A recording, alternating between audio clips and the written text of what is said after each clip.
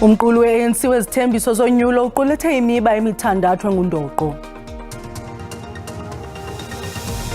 Siyasokola uziqonde siyazifuna uba fanele uba siyohlala kweliphi ilizwe elawuthi lisinakekele. Baphantsi koxinzelelo abahlali belali zaseMpuma Koloni ngenxa yento abathi kungakhathalelwa ngurhulumente ongabaziseli iinkonzo ezingundoqo. Orlando Pirates ibethe yayibhulela amasaki Crystal Lake emva kwendlu kokwayo embombela ngalemva kwemini.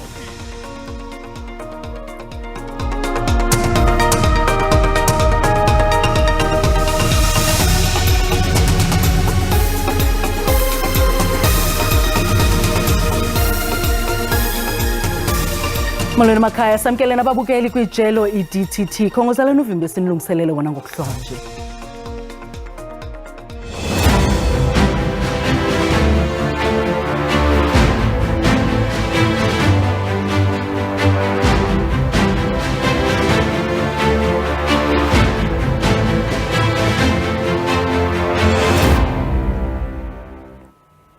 Umqulu wezithembiso wonyulo we-ANC uqulethe imiba engundoqo emithandathu emisebenzi, ukwakhiwa kwemizimveliso, kulungiselela uqoqosho olubandakanyayo, iindleko zokuphila, utyalo-mali kuluntu, ukhusela idemokrasi kunye nokwakha ilizwekazi Afrika nehlabathi elingcono. Umongameli we-ANC uMnumzana Cyril Ramaphosa ubhengezele imiba ngethuba eyalela amalunga lombutho ayogaya inkxaso yonyulo jikelele lomhla we-29 kuMeyi. Inyambalala yamalunga e-ANC bezalisa ibali Moses Mabhida eThekwini. Ingxelo ephelele iyalandela. Ukanti ukuhlalutya lomsitho we-ANC siqhagamshelana ngobuxhakaxhaka bale mihla nonjingalwazi ntsikelelo breakfast oyingcali kwimiba yezopolitiko. Njengalwazi breakfast siyakwamkela ezindabeni ngokuhlwanje. Ngaphandle kwamathandabuzo lomsitho ubuyimpumelelo ngokwamanani abaxhasi, kodwa khawusixelele ingaba ikhona into entsha okanye ophuma nayo kwezi zithembiso? Sasazi into yoba ngaba i-stadium masigcwale ngabaxhasi be-ANC kuma ithethi into lonto leyo, because nam ndinako ukuya uyomamela into kamongameli ndigqibe ndivotele omnye umbutho, so akhona ithethayo lonto leyo. But izithembiso zona zinto ekudala kuthethwa ngazo, ukukhulisa idemokrasi okanye ukuqinisa idemokrasi, umnotho, umba wezakhono. Ingxaki ye-ANC into bangabe ithetha into ezilungileyo but ayizifezekisi iziphumo zayo. Ingxaki esinayo ke leyo ke, izithembiso ezithethwayo but ezinto zingenzeki. Umzekelo xesha umongameli ezawungena elulawulweni wayethe uqoqosho lizawukhulula but akakhuli even ngoku into yengqesho ime ku-32%. Zininzi izinto enezinamsasi. Njengalwazi ingaba umongameli ke ukwazile ukurhwebesha abavoti ababhalisileyo kodwa abangekabi nalo iqela bathi basa kulivotela?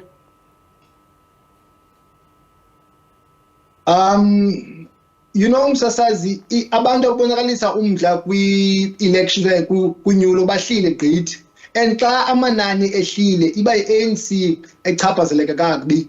So I know bangaba kwi-last cycle yabantu aba-registered, at least amanani anyuka, but sawubona ke ngokuziphumo bangaba ingaba i-ANC izawuxhamla na, because abantu bazibuza umbuzo, why kufuneka ndivotile if ubomi bam abuphucuki ube ngcono. Uye wacela ke amavolontiya ukuba agayele inkxaso umbutho. Kula mavolontiya e-ANC axelelwe ukuba mawaphuma yogaya inkxaso, ungathi yintoni angazama ngayo ukuvuselela umdla wabavoti? Sisazi kusaba nzima because inkonzo ziye zingaze ebantwini. Abantu abaninzi abasebenzi, indlala into ekhoyo, so abantu ngoku baye baluza i-interest okanye umdla uphelile uba ngabavoti. I'm not saying that abantu bangavoti, ungandivi wrong msasazi, abantu mabavote because noba uvoti ukhona umuntu ozavota for wena, uzawufumana urhulumente. But I'm just saying that bangaba lama volunteer azawufumana umcelimngeni xa bengena besenza aba door to door, because abukho bunina bangaba ubomi babantu buye baphucuka ngendlela ephucukileyo. I'm not saying that kakubekho inguqu ezikhoyo since 1994, but yakholwa uba i-ANC ngeyenze ngcono kodwa. Ubonakala umongameli we-ANC amkelwe luluntu KwaZulu Natal xa sithelekisa nokungena kwakhe esikhundleni. Ingaba le mpumelelo uyifumene ngokwenza ntoni? After kusekwe umbutho womkhonto wesizwe ngumsholozi, umongameli kunye nesigqeba se-ANC badeploya uTato Bhekicele kunye no secretary province uba ngaba bayogalela amanzi pha nezinye ke i-heavyweights ze-ANC. Sikhona isizathu uba ngaba lo mqulu wezithembiso uchazwe emabhida kucounter okanye uzama ugalela umlilo kulo mbutho umsha kaMnumzana uZuma, because iKwaZulu Natal indawo apho ekuzawuliwa kuyo for ukulawula i-province. I think that's why even EFF ingalo yayo idadalise pha ne-ANC and also ne-ANC. Sibamba ngazo zozibini njengalwazi breakfast ngexesha lakho. Umba wentswela-ngqesho ibingumba ophambili abaxhasi be-ANC abazimasa umsitho okuphehlelelwa komqulu wezithembiso weliqela abafuna eliqela lilawulayo liwushukuxe. Ngokwenkcukacha amanani zakutshanje malunga ne-32% yabembeli ababalelwa kwi-62 million abanamisebenzi. Abaxhasi beliqela lilawulayo bakwamemelele kuba kukhawuleziswe umba wokwabiwa komhlaba. Inkundla enkulukazi Moses Mabhida igcwale phama abalandeli be-ANC bedlubhe emfaniswano weqembu njengoba lenhlangano ilungiselela ukubhekana nokhetho lomhla ka-29 kuMbasa. Abalandeli be-ANC bebephuma izinkalo zonke babheme bakholwa abalandeli labo bebezonandisa. Nakuba kunjalo iningi linxusa uhulumeni ukuba akhe amathuba omsebenzi.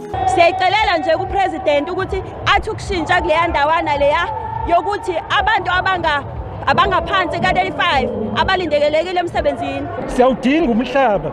Thina-ke njengesizwe sakaMsane umhlaba usubuyile, kodwa ukhongolose usahluleka ukuthi asisize singene kuwona umhlaba. Abanye bakhombisa ukwethakasela ukuqinisekiswa kokunyuswa kwezimali zesibonelelo sikahulumeni. Ekhanje kunengane eziningi engizonda ngale mali enginikwa ubaba kaMaphosa benganeliseki.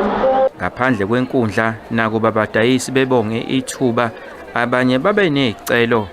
Ngifike ngo4:30 ekseni kuze namhlanje ngisela ngizozama ukuthi ngikwazi ukuthola imali ukuthi ngikwazi ukuphilisa umndeni wami. Ingqinamba esibhekana nazo lana imalina izulu siyanetha malibalele ilanga kuyashisa.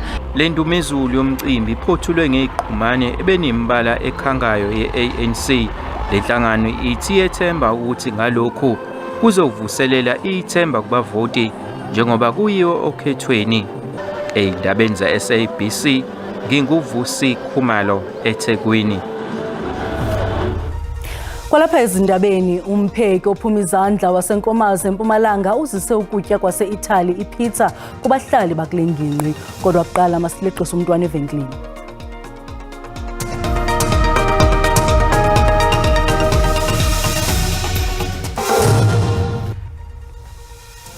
Usabukela iindaba ze-SABC zisiza ngqo kunqa phambili. SABC 1 uyakwazi ke ukuzibukela kwakhona izindaba kwijelo le-YouTube uthi SABC Iindaba zesiXhosa. Ukanti xa ubukela sicela ucofe ulike zokuba ukamcofa usubscribe, sicela wenze njalo. Ukanti ke masiphinde silume kwinqaku lethu eliphala phambili ngale ntlwa.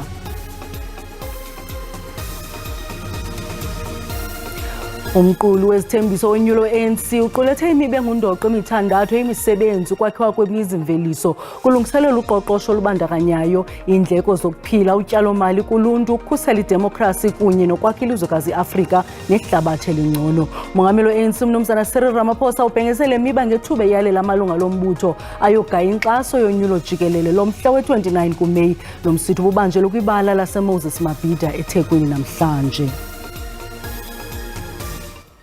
We will be focusing on the cost of living. We will take steps to make everyday life more affordable for workers, the unemployed, and yes, the middle class as well, who are currently suffering under the burden of high interest rates. Yes, people are finding that the food costs more, and housing and healthcare, as well as energy. We will prioritize food security, including VAT exemption on essential items and support for community and home gardens, and act against price fixing in all sectors. We will keep a hawk's eye on those who fix prices with a view of profiteering from poor people by just making prices to escalate on a continuous basis after fixing them in collusion. We will maintain and expand subsidized basic services like water, housing for the poor, and the indigent policies at local level. We will continue to roll out rooftop solar for indigent households. We are rolling out our rooftop as it is now, and this is helping a number of poor people. This is being done by the ANC-led government and by no other. Umongameli we-African Congress for Transformation u-Ace Magashule uthi uqinisekile ukuba iqela lakhe liza kulawula kumaphondo amathandathu ubuncinane emva kolunyulo luzayo. Uthe liqela limelwe kakuhle kumaphondo asibhozo kwaye balindele iziphumo ezintle ukuthethe okungethuba etyelele kwiphondo lakumntla-ntshona. I-African Congress for Transformation, i-act ngafinyeziweyo, ithi ngaphandle kwentandabuzo yiyo eza kujika izinto kolunyulo luzayo, ithi eza kube ixhuzula imikhala yolawulo kumaphondo athile emva konyulo. We're going to take Northwest, we're going to take Free State, we're going to take Northern Cape, we're going to be a serious player in Gauteng. Umnumzana Magashule uthi umbutho wakhe uza kuba nefuthe elimandla kumntla-ntshona. The residents of Northwest must just read the back of our t-shirt, act against education exclusion, act against landlessness. Amalungu eqela athi awasakwazi kulinda de i-act iphathe imilisele izithembiso zayo. Young people can look forward to, a new vibrant party that prioritizes on young people, which we don't really find that much. We'll get skills from Papa. We'll get education from Papa. We'll get employment from Papa. Because you know why? He loves his people. He doesn't pretend. And he doesn't fake the love. Because he's giving back to the black child.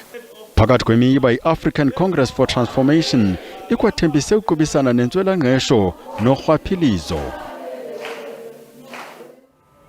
Abahlali kwezinye zelali zaseMpuma Koloni bathi zisahamba ngolovana inkonzo kwindawo zabo. Kwilali yakuGabazi kuqumbu abahlali bathi kudala besemlindweni wokufakela umbane. Ukanti kwilali yasematshoba bathi benzelwa kanye kuphela indlela ukuqala ngo-1994. Ezilali zazifudula ziphansi komasipala abohlukeneyo kodwa zafakwa phansi komasipala waseMhlontlo. Kulandela inkqubo yocando lwemida. Ilali yakuGabazi yayifudula iphansi komasipala waseNyandeni. Ilishumi elinesihlanu iminyaka belinde umbane. Nesola azisekho kumakhaya amaninzi. Umbane zange sufuke ndawubukela wade wajika kwathi asikho mephini. Kunangoku akho nto sifikela kuyo ifikayo ukuthi inkonzo azizi. Osilindile. Siyile kuye ngenyawo wasithembisa ukuthi uzozo osilindile. Ayike uweske yamanzi ke sesayincama kudala siquke owalithambo. Fikelela kwilali yaseMatshona. Izithuthi azingeni kulelali ngenxa yendlela ekwisimo esibi. Siyasokola uziqonde siyazifuna uba fanele uba siyohlala kweliphi ilizwe elawuthi lisinakekele. Nobugulelwa ngumuntu iambulance ezaye kukuze Samaria ngenxa yokungabikho kwendlela. Umasipala uMhlontlo uthi le miba izokulungiswa kunyaka mali olandelayo. Wasemhlontlo uke wakwiphulo lokufakela umbane kumanxiwa amatsha. Amanye amanxiwa akuGabazi awufakelwe umbane. U-Eskom uthembise ngelithi uzawufakela umbane kuGabazi kulo financial year ingu-2024-2025. Ngokwendlela ke yaseMatshona Access Road, umasipala waseMhlontlo uzawuconstructa indlela kulo nyaka-mali sewuqala ngoJulayi. Kwezingingqi lumemelela kungenelelo lukhawulezileyo. Ndingulwandile Mbulali kuqumbu. Abalawuli bendawo zolonwabo eMaboneng Precinct eRhawutini bavakalise inkxalabo ngokwenyuka kwerhafu zotywala necuba nebhengezwe ngumphathiswa wezezimali uEnoch Godongwana kwintetho yohlahlo lwabiwo-mali. Bathi kwezi meko zoqoqosho zangoku ezikhatshwa intswela-ngqesho baza kubhukuqeka nanjengoko kuza kudingeka abanyusa amaxabiso obutywala necuba ezifana nehabli-bhabli nethandwa kanobomi lulutsha. iMaboneng indawo ekhethekileyo enodlamko eRhawutini apho ubukhulu becala basaze ngobuso elizweni bazonwabisa khona. Ngokumandla iqulathe iivenkile zekofu, indawo zentselo ezithengisa ubutywala namacuba. Abathengi nabathengisi bavakalise izimvo ezahlukeneyo emva kokuba okaGodongwana ebhengeze amaxabiso obutywala bufana newhisky, ijin nevodka anganyuka ngemali engaphaya kwe-R5 ibhotile nganye, ze ipakethi yesigarethi inyuke kangange-R1. Ze irhafu yemibhobho etshaywayo inyuke ngemali engaphaya kwe-R3 kwimililitha nganye njengenxalenye yerhafu ebandakanyeka kubutywala necuba. I wouldn't say it affects us that much because it's the same as any other tobacco products basically, because it doesn't matter how high or how low the price is. Once like you actually start with it, you will never stop basically. Most people when they come back from work, they're so stressed and they need something to calm them down. They just drink that one glass of wine or that cider just to calm down, or even in the morning before they go to work because their boss is really stressing them out. Even if the bread increases, I'm still buying bread. If the alcohol increases, I'm still gonna buy alcohol because these guys are increasing the stress and we need to detox during the weekend because of all this work we do. Olawula le ndawo uthi oku kwenyuka kwerhafu namaxabiso kumbeka phantsi kwengxingongo nanjengoko abathengi barhoqo bephantsi koxinezelelo ngenxa yokunyuka kwezinga lokwehla kwamandla emali. A lot in terms of myself, my staff, and my prices, and also I'm not willing to increase the price, but I will see how things will go. Nanjengoko isiqhelo siyoyisa ingqondo, ulutsha luthe ukunyuka kwerhafu ezoyanyaniswa nobutywala necuba kuza kuxhoxa intshisakalo yabo bengabathandi botywala namacuba. Ilizwe lase-Italy, Naples lazi sihlabathi ngokutya okuthandwa luninzi kwihlabathi jikelele, ipizza. Ngoku seyisenziwa nangumpheko ophuma enkomazi kwiphondo laseMpumalanga. uVincent Ngwenya uthengisa ipizza kwilali yakwamhlushwa. Lo mpheki uneminyaka engama-32 waqala ukwenza ipizza kwikhitshi likamama wakhe phambi kokuba avule indawo yakhe yokwenza ipizza. Esi sitalato sesidume kakhulu ngokuthengisa ipizza, nangona ipizza yaziswa kwihlabathi lilizwe lase-Italy. Kwabanye abafana nompheki uVincent Ngwenya seyindlela abaziphilisa ngayo. Maxa wambi intlama exoviweyo iye ifakwe inyama, imifuno nezinye izimuncumuncu ukuze inambitheke ishiye umntu emuncindupha. Lo mpheki wayivula indawo yakhe yokwenza ipizza emva kokulahlekelwa ngumsebenzi ngenxa yobhubhane we-COVID-19. So ngithena ngibuya ngahlala la khaya ngacabanga ukuthi yini lengayicala, ngabona ukuthi ngumpheki lo ceceshiwe, ngifundzela MRTT, so ngabona ukuthi angingendi kudla ngoba baningi bomake labapheka kudla, ngende ipizza into lengajwayeleki la mphakathini wethu. Nangifika ngacala ngayenda ekhaya, ngayishutha kubesitodla ngekudla kwanzambama, ngayenda ngayishutha ngayifaka inkundleni yokuxhumana ku-Facebook, bayishare labayisherako ba-order, bathi naba-order bengide konke lokhu lenginako lengihamba ngayokuthenga. Ngavuka ekuseni ngihamba ngayothenga i-cheese, ngathenga inyama, ngabuya ngayifaka ngamendela, nalo ngimendela wayishutha wayiposta, nala ngimendela wayishutha wayiposta. Kungako nyalo le business seyikhona khona nyalo. Ipizza yakhe iyindumasi kule ngingqi, wonke ubani uyayonwabela. Le nkampani Inkomazi Pizza seyiqeshe abasebenzi abathathu. Vulwa kwale Nkomazi Pizza kungisitile cause nyalo mina sengithole umsebenzi. Sengiyakhona ukuthi thengela itimpahla, ngiyakhona ukuthenga singwa ngengisala nendlala. Ezi pizza zisiwa nakwezinye ilali ezingqonge inkomazi. Iduzane and it's affordable, awugibeli, bayawudelivela on time, hlala ifresh. imnanzi kakhulu. Kungokunje lo mpheki unezicwangciso zokuvula ezinye ivenkile kule ngingqi yaseNkomazi.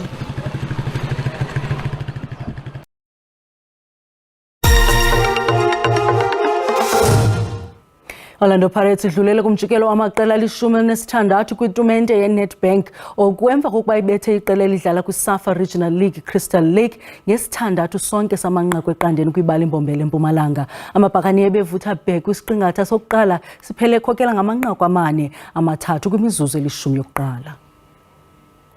I-Orlando Pirates isuke eJozi yalibhekisa eMpumalanga lapho beyivakashele khona iCrystal Lake eMbombela Stadium. Makepula uhlasele usanza ukuqala nje umdlalo walivalela enethini. Kuside kungakadeleli iPirates yathola ipenalty kwasuka Thapelo Gqoki wendanaku. Umfana waseval Rilebuhile Mfukeng utsite vulavala macetha wayishiya enethini kwaba ligoli lesithathu le-Orlando Pirates. Ngemva yokuthi kuyiwe ekhefini kube sekungena ligoli lesine lamagebhula.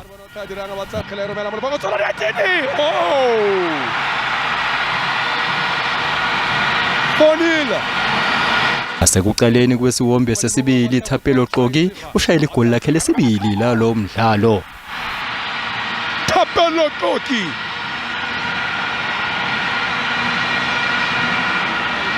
Ebenjini kusuke Tshegofaso Mabasa wathi naye ngikhona walivalela enethini lesithupha.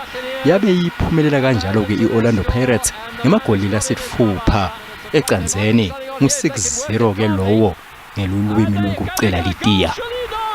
Mina ke ngumduduzi Ndlovu leti Iindaba SABC eJozi. Kalondlela soqonqothile uvimba wangokuhlwa nje sibulele mawethu ngosiboleka indlebe usuku benzolo.